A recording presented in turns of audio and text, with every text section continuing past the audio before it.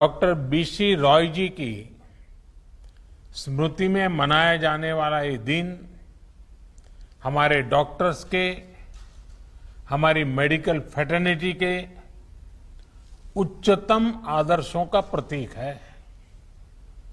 खास तौर पर पिछले 1.5 साल में हमारे डॉक्टर्स ने जिस तरह देशवासियों की सेवा की है वो अपने आप में एक मिसाल है। मैं 130 करोड़ देशवासियों की ओर से देश के सभी डॉक्टर्स को धन्यवाद देता हूं, आभार प्रकट करता हूं। साथियों, डॉक्टर्स को ईश्वर का दूसरा रूप कहा जाता है और वैसे ही नहीं कहा जाता। कितने ही लोग ऐसे होंगे जिनका जीवन किसी संकट में पड़ा होगा, किसी बीमारी या दुर्घटना का शिकार हुआ होगा, या फिर कई बार हमें ऐसा लगने लगता है कि क्या हम किसी हमारे अपने को खो देंगे। लेकिन हमारे डॉक्टर्स ऐसे मौकों पर किसी देवदूत की तरह जीवन की दिशा बदल देते हैं, हमें एक नया जीवन दे देते हैं। साथियों, आज जब देश कोरोना से इतनी बड़ी जंग लड़ रहा है तो डॉक्टर्स ने दिन रात मेहनत करके लाखों लोगों का जीवन बचाया है। ये पुण्य कार्य करते हुए देश के कई डॉक्टर्स ने अपना जीवन भी न्यौछावर कर दिया। मैं जीवन आहूत करने वाले इन सभी डॉक्टर्स को अपनी विनम्र श्रद्धांजलि अर्पित करता हूं और परिवार के प्रति अपनी संवेदना व्यक्त करता हूं। साथियों, कोरोना से लड़ाई में जितनी चुनौतियां आई, हमारे वैज्ञानिकों, डॉक्टर्स ने उतने ही समाधान तलाशे, प्रभावी दवाइयां बनाई। आज हमारे डॉक्टर्स ही कोरोना के प्रोटोकॉल्स बना रहे हैं, उन्हें लागू करवाने में मदद कर रहे हैं। ये वायरस नया है, इसमें नए नए म्यूटेशंस भी हो रहे हैं, लेकिन हमारे डॉक्टर्स की नॉलेज, उनके एक्सपीरियंस, उनके अनुभव वायरस के इन खतरों और चैलेंजेस का मिलकर मुकाबला कर रहे हैं। इतने दशकों में जिस तरह का मेडिकल इंफ्रास्ट्रक्चर देश में तैयार हुआ था, उसकी सीमाएं आप भली भांति जानते हैं। पहले के समय में मेडिकल इंफ्रास्ट्रक्चर को किस तरह नजरअंदाज किया गया था, इससे भी आप परिचित हैं। हमारे देश में जनसंख्या का दबाव इस चुनौती को और कठिन बना देता है। बावजूद इसके कोरोना के दौरान अगर हम प्रति लाख जनसंख्या में संक्रमण को देखें, मृत्यु दर को देखें, तो भारत की स्थिति बड़े बड़े विकसित और समृद्ध देशों की तुलना में कहीं संभली हुई रही है। किसी एक जीवन का असमय समाप्त होना उतना ही दुखद है, लेकिन भारत ने कोरोना से लाखों का जीवन बचाया भी है। इसका बहुत बड़ा श्रेय हमारे परिश्रमी डॉक्टर्स, हमारे हेल्थ केयर वर्कर्स, हमारे फ्रंटलाइन वर्कर्स को जाता है। साथियों, ये हमारी सरकार ही है जिसने हेल्थ केयर पर सबसे अधिक बल दिया है। पिछले वर्ष फर्स्ट वेव के दौरान हमने लगभग 15,000 करोड़ रुपए हेल्थ केयर के लिए आवंटित किए थे, जिससे हमारे हेल्थ इंफ्रास्ट्रक्चर को बढ़ाने में मदद मिली। इस साल हेल्थ सेक्टर के लिए बजट का एलोकेशन 2 गुने से भी ज्यादा यानी 2 लाख करोड़ रुपए से भी अधिक किया गया। अब हम ऐसे क्षेत्रों में हेल्थ इंफ्रास्ट्रक्चर को मजबूत करने के लिए 50,000 करोड़ रुपए की एक क्रेडिट गारंटी स्कीम लेकर आए हैं, जहां स्वास्थ्य सुविधाओं की कमी है। हमने बच्चों के लिए जरूरी हेल्थ इंफ्रास्ट्रक्चर को सशक्त करने के लिए भी 22,000 करोड़ रुपए से ज्यादा आवंटित किए हैं। आज देश में तेजी से नए एम्स खोले जा रहे हैं, नए मेडिकल कॉलेज बनाए जा रहे हैं, आधुनिक हेल्थ इंफ्रास्ट्रक्चर खड़ा किया जा रहा है। 2014 तक जहां देश में केवल 6 एम्स थे, वहीं इन 7 सालों में 15 नए एम्स का काम शुरू हुआ है। मेडिकल कॉलेज की संख्या भी करीब 1.5 गुना बढ़ी है। इसी का परिणाम है कि इतने कम समय में जहां अंडर ग्रेजुएट सीट्स में 1.5 गुने से ज्यादा की वृद्धि हुई है, वहीं पीजी सीट्स में 80% इजाफा हुआ है। यानी यहां तक पहुंचने के लिए जो संघर्ष आपको करना पड़ा, वो कठिनाइयां हमारे युवाओं को, आपके बच्चों को नहीं उठानी पड़ेगी।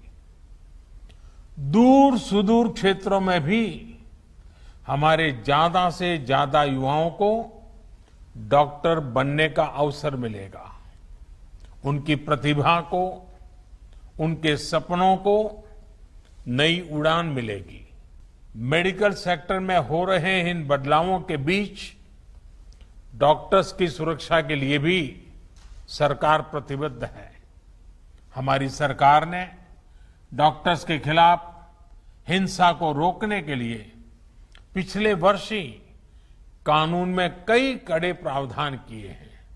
इसके साथ ही हम अपने कोविड वॉरियर्स के लिए फ्री इंश्योरेंस कवर स्कीम भी लेकर आए हैं। साथियों, कोरोना के खिलाफ देश की लड़ाई हो या मेडिकल व्यवस्था सुधारने का देश का लक्ष्य, इन सब में आप सभी को महत्वपूर्ण भूमिका अदा करनी है। उदाहरण के तौर पर, जब आप सभी ने पहले फेज में वैक्सीन लगवाई, तो उससे देश में वैक्सीन को लेकर उत्साह और विश्वास कई गुना बढ़ गया। इसी तरह जब आप लोगों को कोविड एप्रोप्रिएट बिहेवियर का पालन करने के लिए कहते हैं, तो लोग पूरी श्रद्धा से उसका पालन करते हैं। मैं चाहूंगा आप अपनी इस भूमिका को और सक्रियता से निभाएं, अपना दायरा और ज्यादा बढ़ाएं। साथियों, इन दिनों एक और अच्छी चीज हमने देखी है कि मेडिकल फ्रेटर्निटी के लोग योग के बारे में जागरूकता फैलाने के लिए बहुत आगे आए हैं। योग को प्रचारित प्रसारित करने के लिए जो काम आजादी के बाद पिछली शताब्दी में किया जाने चाहिए था, वो अब हो रहा है। इस कोरोना के काल में योग प्राणायाम का लोगों के स्वास्थ्य पर किस तरह सकारात्मक प्रभाव पड़ रहा है, पोस्ट कोविड कॉम्प्लिकेशन से निपटने में योग किस तरह मदद कर रहा है, इसके लिए आधुनिक मेडिकल साइंस से जुड़े कई संस्थानों द्वारा एविडेंस बेस्ड स्टडीज कराई जा रही है। इस पर आप में से कई लोग काफी समय दे रहे हैं। साथियों, आप लोग मेडिकल साइंस को जानते हैं, एक्सपर्ट हैं, स्पेशलिस्ट हैं, और एक भारतीय को योग को समझना भी स्वाभाविक रूप से आसान होता है। जब आप लोग योग पर स्टडी करते हैं, तो पूरी दुनिया इसे बहुत सीरियसली लेती है। क्या आईएमए इसे मिशन मोड में आगे बढ़ा सकती है, योग पर एविडेंस बेस्ड स्टडीज को साइंटिफिक तरीके से आगे ले जा सकती है। एक प्रयास ये भी हो सकता है कि योग पर स्टडीज को इंटरनेशनल जर्नल्स में पब्लिश किया जाए, उसे प्रचारित किया जाए। मुझे विश्वास है कि ये स्टडीज दुनिया भर में डॉक्टर्स को, अपने पेशेंट्स को योग के बारे में और जागरूक करने के लिए भी प्रोत्साहित करेगी। साथियों, जब भी हार्ड वर्क, टैलेंट और स्किल की बात आती है तो इनमें आपका कोई मुकाबला नहीं है। मैं आपसे यह भी अनुरोध करना चाहता हूं कि आप पूरे अटेंशन के साथ ही अपने अनुभवों का डॉक्यूमेंटेशन भी करते रहें। पेशेंट के साथ आपके एक्सपीरियंसेस का डॉक्यूमेंटेशन बहुत ही अहम है। साथ ही मरीज के सिम्टम्स, ट्रीटमेंट प्लान और उनके रिस्पांस का भी डिटेल डॉक्यूमेंटेशन होना चाहिए। यह एक रिसर्च स्टडी के रूप में भी हो सकता है, जिसमें विभिन्न प्रकार की दवाओं और ट्रीटमेंट्स के असर को नोट किया गया हो। जितनी बड़ी संख्या में आप मरीजों की सेवा और देखभाल कर रहे हैं, उसके हिसाब से आप पहले से ही दुनिया में सबसे आगे हैं। यह समय यह भी सुनिश्चित करने का है कि आपके काम का, आपकी साइंटिफिक स्टडीज का दुनिया संज्ञान ले और आने वाली पीढ़ी को उसका लाभ भी मिले। इससे दुनिया को जहां मेडिकल से जुड़े कई जटिल सवालों को समझने में आसानी होगी, वहीं उसके समाधान की दिशा भी मिलेगी। कोविड की यह महामारी इसके लिए एक अच्छा स्टार्टिंग पॉइंट हो सकता है।